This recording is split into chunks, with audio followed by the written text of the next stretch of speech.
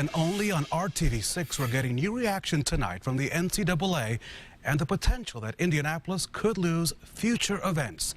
I talked one-on-one with NCAA President Mark Emmert minutes after he watched the governor's news conference this morning, and this is what he had to say. You just heard the governor speak about the Religious Freedom Restoration Act, and he says it is not a license to discriminate. Is that enough to calm the fears of this organization and your members throughout the country?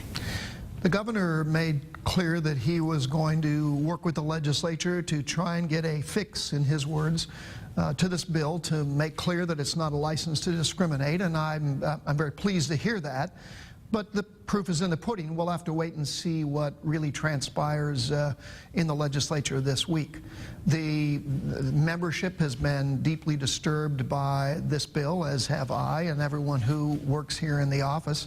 And those concerns have not been allayed yet. But again, we're going to give them an opportunity to demonstrate how they can make this operational from their point of view, and then we can determine whether or not it's sufficient. Emmert did praise the work of Mayor Greg Ballard through the process, saying that the mayor has reached out to each of the schools in the Final Four. And our coverage continues as we're also hearing from the schools heading to Indianapolis this weekend for the Final Four. The leaders from Duke, Kentucky, Michigan State, and Wisconsin, they all released statements this afternoon. All strongly support equality and respect, but they stop short of any drastic action. UK's president writes, as a university, we have a strong and enduring commitment to the values of tolerance, diversity, and inclusion.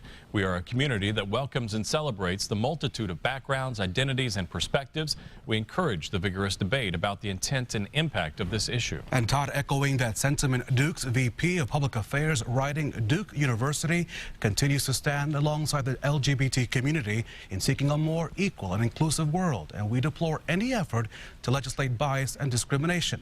We share the NCAA's concern about the potential impact of the new law and will be vigilant to ensure that our student athletes, supporters, and indeed all citizens and visitors are treated fairly and with respect. Wisconsin's chancellor says diversity and inclusion of all people are core principles at the University of Wisconsin-Madison. The Indiana Religious Freedom Restoration Act mirrors laws in place in a number of states and at the federal level, but I take the concerns that have been raised very seriously.